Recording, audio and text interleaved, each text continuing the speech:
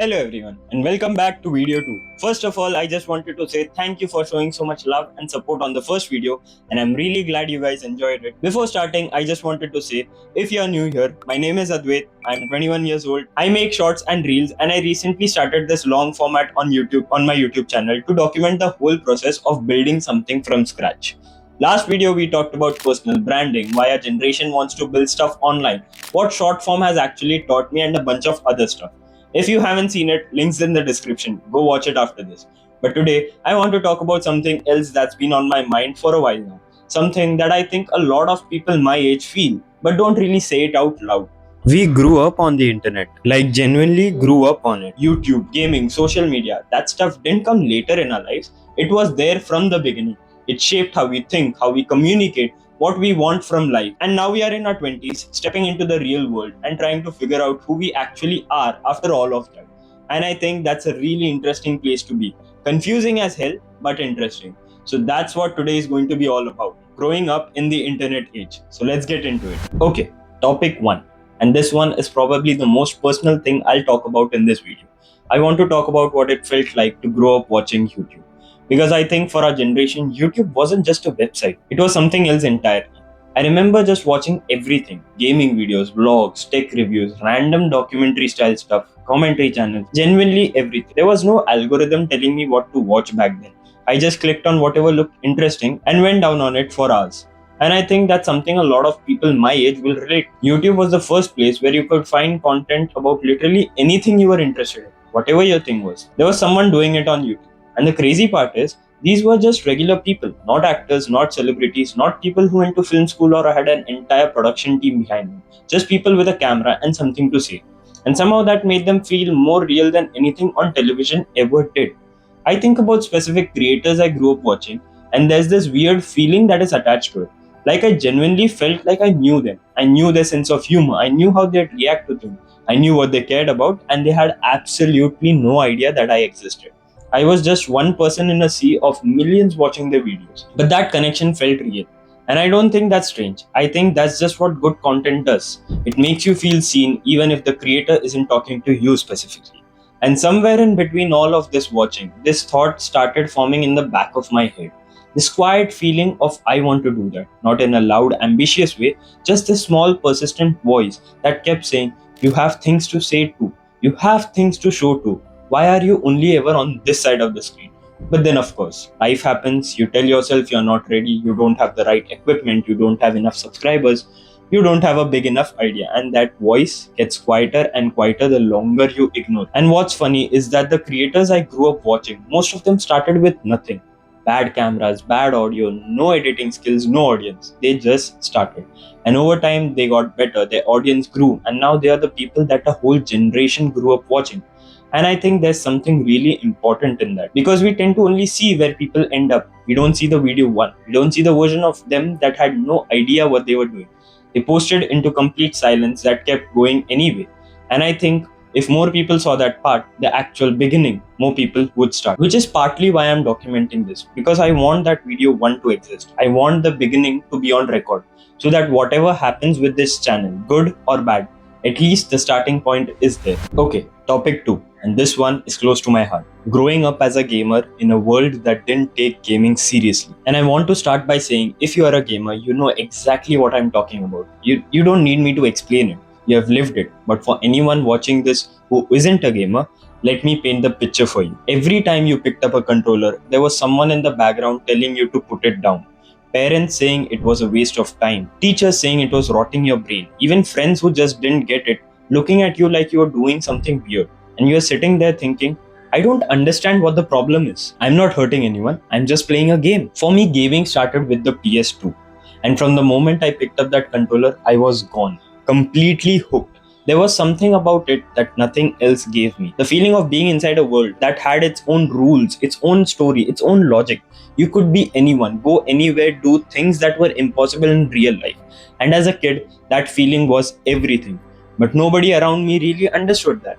To my parents, it was just screen time. To my teachers, it was just a distraction. And I spent years feeling like I had to defend something that felt completely natural to me. Like I had to justify why I loved something that brought me so much joy. And here's what that taught me. It taught me what it feels like to be passionate about something that the world around you doesn't validate. And I think that's a really important thing to experience early in life, because the world will always have opinions about what you should and shouldn't care about, what's worth your time and what isn't. And if you learn young that those opinions don't define what's valuable to you, that's a superpower. Gaming also taught me something else I didn't realize until much later. It taught me how to deal with failure. Because every game throws you into situations where you're going to lose, you're going to fail a mission, you're going to die, you're going to have to start over. And you do. You respawn, you try again, you figure out what went wrong, and you approach it differently. And you don't even think of it as failure. You just think of it as part of the process. And I look at how I approach content creation now, and I see the exact same mentality. A video doesn't do well. Okay, what did I learn? What do I do differently next time? An idea doesn't land. Fine, I'll try another one. That resilience, that willingness to just keep going. I genuinely think gaming gave me that. And now look at where gaming is. It's $1 billion industry. Esports athletes are filling the stadiums. Game soundtracks are being performed by orchestras. The same thing that people told us was a waste of time is now one of the biggest entertainment industries on the planet. And I don't say that to be smug about it. I say it because I think it's a reminder that the things people dismiss today are often the things that matter the most tomorrow. And yes, I still play games and my parents do not have a problem with it now. Actually, they are very supportive about it. Also, with the content creation path I have chosen currently. And I am sure they had their reasons back then, and I'm not blaming anyone. Okay, topic 3. And this one isn't just about me, this one is about all of us. I genuinely believe that our generation, people in the early 20s right now, is the most confused generation that has ever existed, and also the most opportunistic. And I think those two things are completely connected. Let me explain the confused part first, because I don't mean confused in a negative way. I mean confused in the way that happens when you have too many options and no clear map. Like, think about what our parents had. Their path was laid out. You didn't have to figure out where to go because there were basically one road and everyone was on it.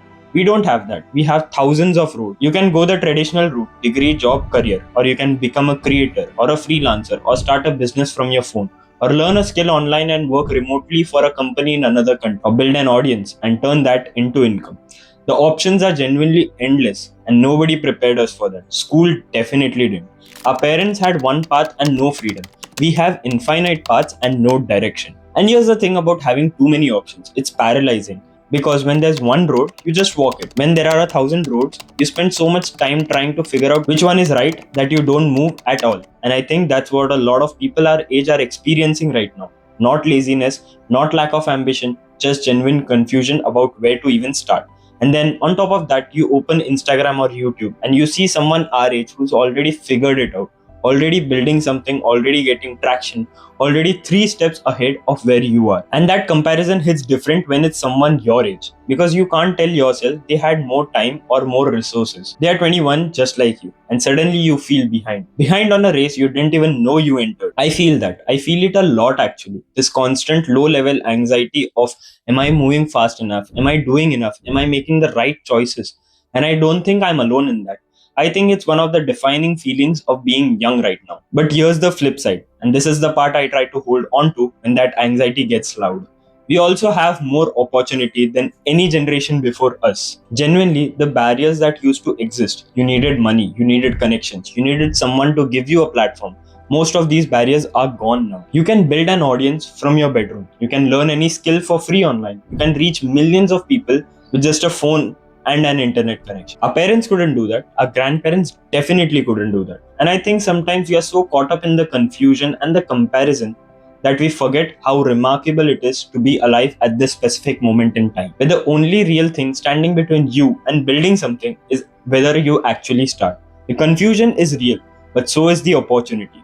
And I think the people who figure out how to hold both of those things at the same time, who acknowledge the confusion without being paralyzed by it, those are the people who are going to build something worth watching. Okay, topic 4. And this one is the most honest thing I'll say in this video, the pressure of comparison. And I want to start with something that I think about a lot. We live in a world where everyone's highlight reel is public. Every win, every milestone, every success, it's all out there for everyone to see. And when you're scrolling through that every day, your brain starts doing this thing where it takes someone else's chapter 10 and compares it to your chapter 1. And logically, you know that's not a fair comparison. You know that the person you're looking at has been doing this for years. that you're only seeing the good parts, that there's a whole journey behind what they are showing. You know all of that, but knowing it and feeling it are two completely different things. For me, the pressure comes from a few different places. The first one is just not having a clear path figured out yet. And I think that's something a lot of people my age feel but don't say out loud, because there's this expectation that by 21 you should know. You should have a plan. You should be moving towards something specific. And when someone asks you what your plan is, you don't have a clean answer. That silence feels louder than it should. I've been in conversations where someone asks me what I'm doing with my life, and I genuinely don't know how to answer that in a way that sounds good. Because the honest answer is, I'm figuring it out. I'm making content, I'm building something, I'm learning as I go.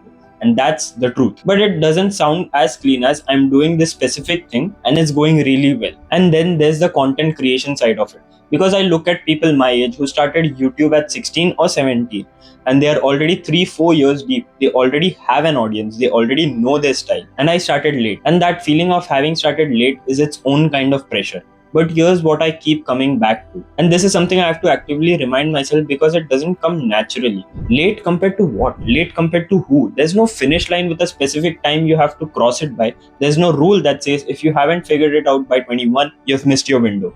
That rule doesn't exist. We invented it by watching other people and deciding that timeline is the standard.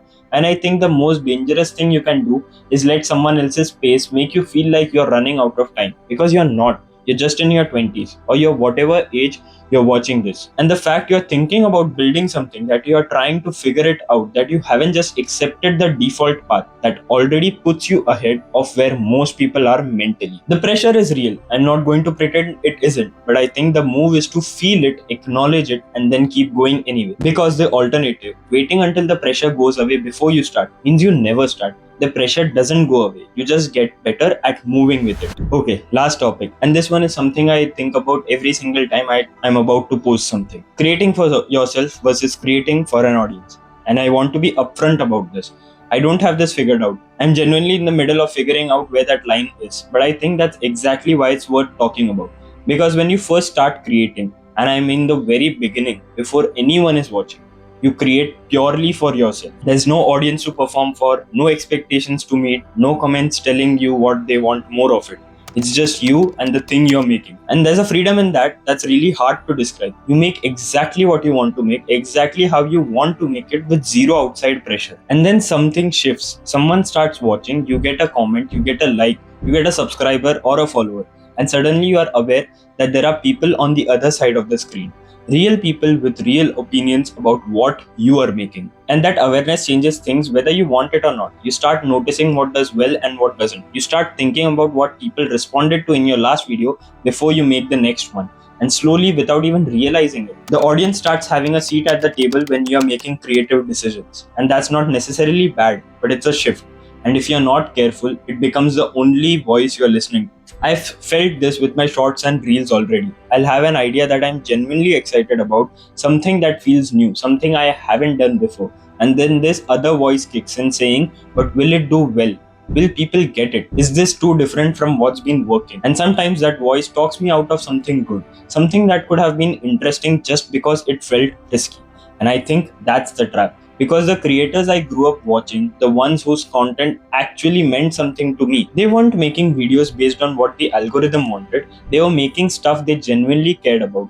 And the audience found them because of that. Because you can feel the difference between someone who's creating from a real place and someone who's just trying to hit the right notes to get views. So where does that leave me? I think the goal is to find the overlap. That space where what you genuinely want to make is also something that resonates with people. And I don't think you find that overlap by chasing the audience. I think you find it by being so specific and so honest about your own perspective that the right people will naturally find their way to you. Because there are people out there who think like you, who are going through the same things, asking the same questions, feeling the same pressure.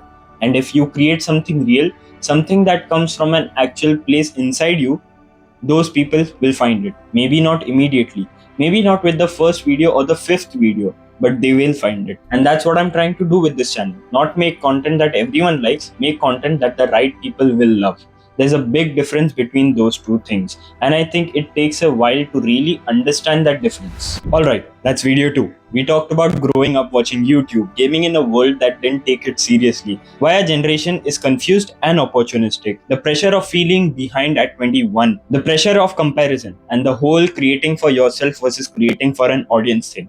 If any of that hit, I genuinely love to know. Drop it in the comments, because I think these are conversations worth having out loud instead of just in your own head at 2 a.m. And if you're new here and this is the first video you have watched, go check out my video 1. Everything we talked about today kind of builds on that one, so it's worth a watch. Subscribe if you want to follow this journey. There's a lot more of this coming. I am Advait, and this was video 2. So let's keep going. Also, one more thing. Just wanted to let you guys know that next Sunday I won't be able to post a video because the entire week I'm going out on a trip with my friends. I know, super exciting, right? I will let you guys know about everything in detail and also make a video about it. I'll probably be posting reels and stuff on my trip, so make sure to follow me on Instagram. I'll also post it on YouTube Shorts, so don't worry. So we'll be taking a week's break, and then the week after that we'll be back. Till then, take care and have an amazing time. I'll see you guys in the next one.